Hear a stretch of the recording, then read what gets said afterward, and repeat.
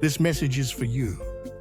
It's for you if you love a man who you know, deep in your heart, loves you too.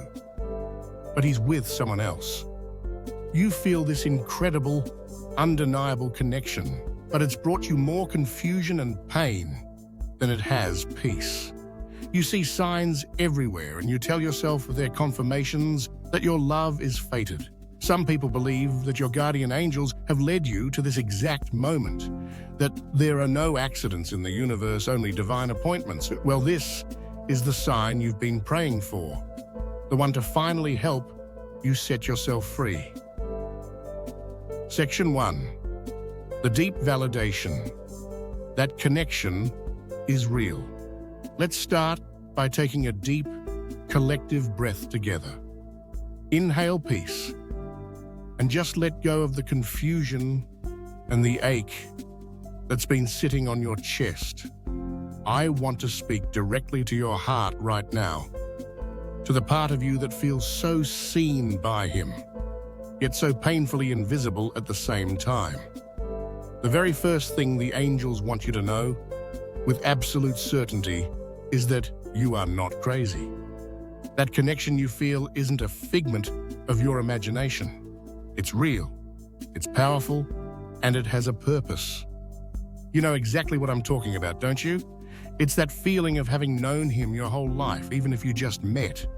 It's how you can finish each other's sentences or feel his mood from miles away.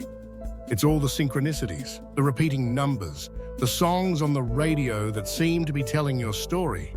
His name popping up in the most random places. Some spiritual beliefs would say these aren't just coincidences. They're echoes of a deep, soul-level recognition. You've felt his love for you. That's not just wishful thinking. You've seen it in his eyes in those unguarded moments. You've felt it in the way he gravitates toward you, the way his entire energy softens when you're near. Maybe he even said the words or confessed how he felt in a moment of vulnerability, only to pull away again, leaving you in that dizzying cycle of hope and heartbreak. He reaches out, he shares his struggles, he makes you feel like the only person in the world who gets him, and then nothing. He retreats back to his other life, to his obligation, leaving you to hold the weight of a love that has nowhere to go. This in-between space is its own special kind of torture, isn't it? It keeps just enough hope alive to stop you from truly healing. It gives you these beautiful, fleeting connections that feel like a glimpse of heaven, only to plunge you right back into the loneliness of it all. You feel like you're on an emotional roller coaster. One minute you're soaring, believing your love can conquer anything, and the next, you're crashing into the hard reality that you aren't the one he goes home to.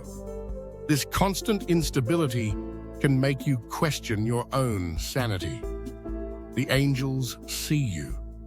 They see the nights you've spent crying, wondering why something that feels so right can hurt so badly.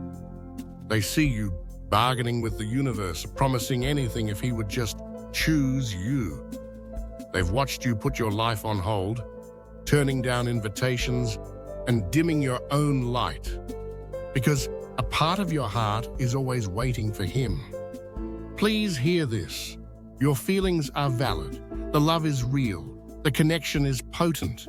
But the purpose of this connection might be very different from what you've been hoping for. You weren't brought together to be his secret, his escape, or his what if. Many spiritual traditions believe you were brought together for a much higher, more sacred purpose, to wake each other up. And for you, my dear, the alarm is ringing. Section 2, the spiritual reframe, the relationship as a mirror. Now, let's try to look at this a little differently. What if this whole situation was never about him choosing you? What if, on a soul level, this was always about you choosing you? In many spiritual teachings, our most intense and painful relationships are actually our greatest teachers. They aren't failures, they're assignments. This man and this connection is your sacred assignment, and the subject is self-love. The angels ask you to think of this relationship as a mirror. He is the perfect mirror, reflecting back to you the parts of yourself that are crying out for your own love and healing. He isn't doing it on purpose, it's just the dynamic your souls agreed to play out. So what is he showing you? He's mirroring your own emotional unavailability. Now that might be a hard pill to swallow. You're probably thinking, what? I'm completely available. I want nothing more than to be with him. But look deeper. If you're willing to accept a relationship where you're not fully chosen, where you only get bits and pieces of someone's time and heart, then on some level, you're unavailable for a love that is whole and complete. You're settling for less, which means you're unavailable for more. He's mirroring a deep-seated belief that you have to earn love. Think about it. Your tireless efforts to be understanding, to be patient, to be the cool girl who never makes demands. Where does that come from? Often, this pattern is rooted in our earliest experiences. If our childhood taught us that love felt like longing, inconsistency, or distance, our nervous system can get wired to find a weird kind of comfort in that familiar ache. You might be drawn to emotionally unavailable people because, on a subconscious level, their inconsistency feels like home. This connection is your soul's way of bringing that wound to the surface so you can finally heal it. He can't give you the validation you're craving because his job is to show you that the only validation that truly matters has to come from you. He's also mirroring your own divided energy. So much of your focus, your creativity, and your emotional real estate is tied up in a situation that doesn't pour back into you. Your life starts to revolve around him, checking your phone, analyzing his texts, waiting for his call. You're basically in a relationship with someone who isn't fully there, which means you aren't fully present in your own life. He's showing you, through his actions, what split energy looks like. He's divided between you and someone else. You're divided between living your life and waiting for his. The mirror is perfect. From a spiritual view, this isn't a tragedy. It's a curriculum. This whole experience has been a masterclass, designed by your soul, for your soul. The final exam? Walking away. The diploma? Reclaiming your power. And graduation? Stepping into a life where you are cherished, chosen, and prioritized.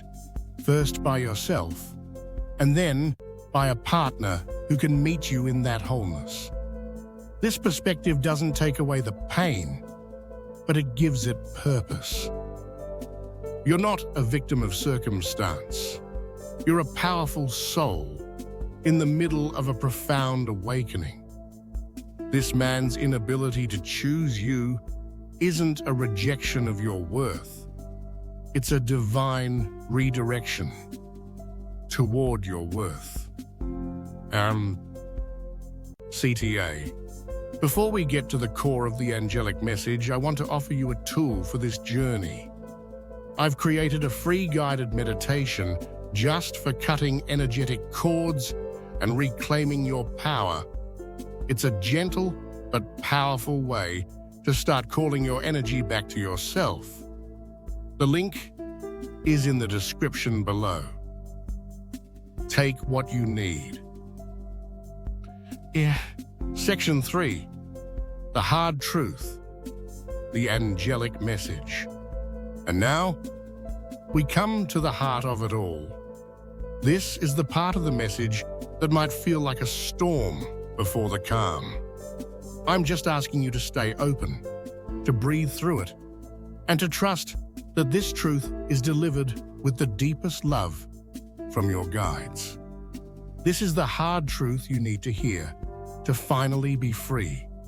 The angels are showing with crystal clarity that he will not fully choose you. Just let that land for a moment. Not because you aren't beautiful enough or smart enough or worthy enough. Your worth is infinite. It has never, ever been in question. He will not choose you because it's not his soul's path in this lifetime. His journey, his karma, his soul contracts. They're tied to the other person. That other relationship isn't a mistake or just a placeholder. From this spiritual perspective, it's a vital part of his own curriculum.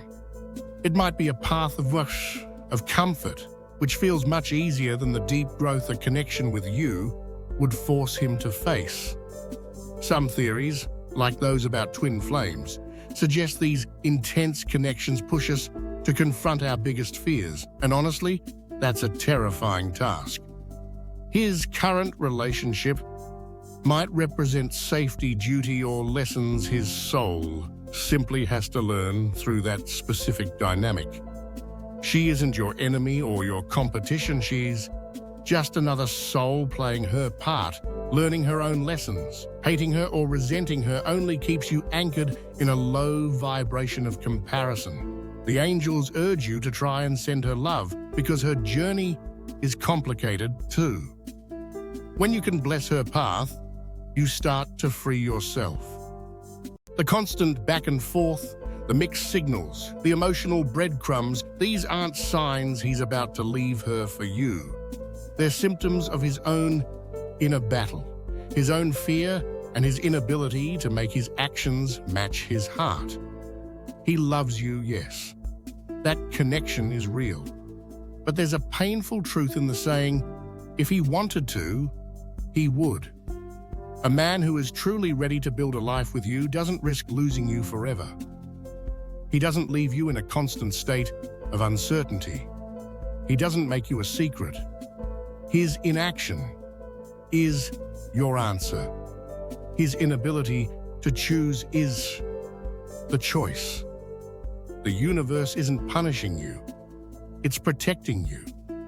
It's protecting you from a life half-lived, from the constant anxiety of being a second choice, and from the slow erosion of your self-esteem that comes from waiting for someone else to see your value.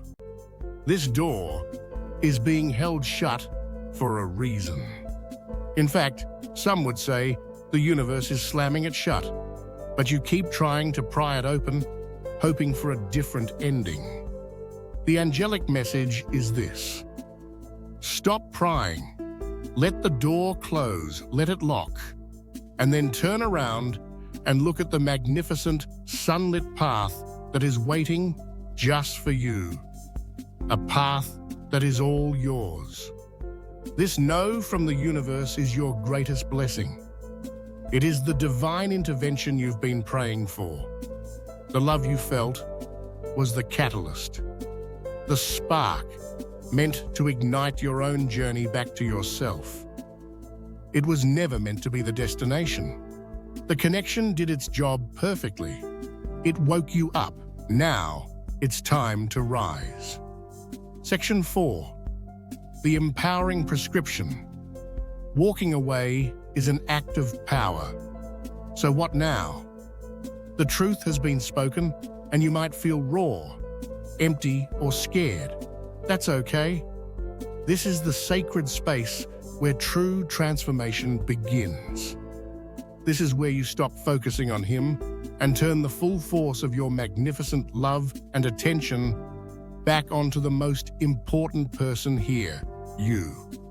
Walking away isn't an act of defeat. It's the ultimate act of power. It's a declaration to yourself and to the universe that you're no longer available for partial love. Here's how you start reclaiming your life. Step 1. The conscious decision. This is the first and most important step. You have to decide. Not a half-hearted, "I'll try to move on," but a firm, soul-deep decision. Say it out loud. I choose myself. I'm no longer available for this dynamic. I release him with love, and I reclaim my energy, my life, and my future. Feel the power in that. This decision is your anchor. When the waves of sadness or loneliness hit, and they will, you hold on to this anchor. This is a sacred promise to yourself. Step 2. The ritual of release. Detaching is a process, and rituals can be powerful ways to signal to your mind that you're making a real shift. Create a little ceremony to mark this ending. Take a piece of paper and write him a letter. Pour everything out. The love, the anger, the gratitude, the pain, the hope, the disappointment. Don't hold back. This letter is just for you. Thank him for his role, for being the mirror, for waking you up. And then, at the end, write, I release you, I set you free, and I set myself free. Thank you for the lessons. Our contract is complete. Then, safely burn the letter. As you watch the smoke rise, imagine all the energetic cords connecting you, dissolving into light. See your power, which you've been sending to him, flowing back into your own heart, filling you up. This is a powerful act of closure. Step 3.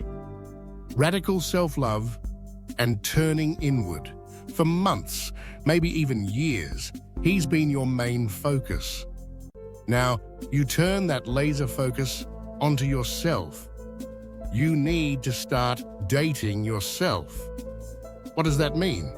It means taking all the energy you poured into him and pouring it right back into you. Ask yourself the questions you wished he would ask. How are you feeling today, my love? What do you need? How can I make you happy? And then actually give those things to yourself. Buy yourself the flowers. Take yourself on that trip. Spend an afternoon reading in a park. Reconnect with friends you've missed. Get back into hobbies that used to light you up. Your only job right now is to fill your own cup until it overflows. You have to learn to sit with yourself in the quiet and be your own best company. The love you've been searching for from him is already inside you, waiting for you to find it. Step 4. Holding the vision. As you heal, you need to create a new vision for love. A vision of what you truly want and deserve. Get a journal and write in vivid detail about the partner you want to welcome into your life. But don't just focus on what they're like. Focus on how you want to feel in that relationship. I feel safe, I feel cherished, I feel prioritized, I feel seen, I feel a deep sense of peace. My love is a sanctuary, not a battlefield. Feel those feelings in your body right now. This isn't just daydreaming, it's about embodying the feeling of the love you want to attract. By feeling worthy of this love now, you become a magnet for it. You're telling the universe that this is your new standard, and the old standard of anxiety and waiting is no longer a match for you. This isn't a straight line. There will be good days and bad days. There will be days you miss him like crazy. On those days, be so gentle with yourself. Wrap yourself in a blanket, have a good cry, and then come back to your decision. Come back to yourself. Every time you resist the urge to check his social media, to text him, or to fall back into old patterns, you are building a new muscle of self-respect. The journey you've been on is one of the hardest a heart can go through. But none of it was for nothing. The love you felt was real, and it served its divine purpose. It broke your heart open so that an even greater love could get in.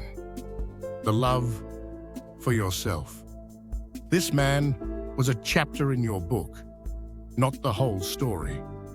He was the storm that had to happen to clear the path for your son. He was the lesson. And my dear, you have passed the test. The final exam was choosing to walk away. And you're choosing it right now, just by hearing this message and letting it sink in. Now that you've created this space, the universe is ready to flood your life with blessings. It's been waiting for you to declare your own worth. The love that is truly meant for you won't ask you to shrink, to wait, or to compete. It won't bring you confusion. It will bring you clarity. It won't cause you pain. It will bring you peace. It will feel like coming home because you will have already built that beautiful home inside yourself. Let's close with one final affirmation. Place a hand on your heart, and if you feel comfortable, repeat after me, out loud or in your mind. I am worthy of a love that chooses me completely and without hesitation.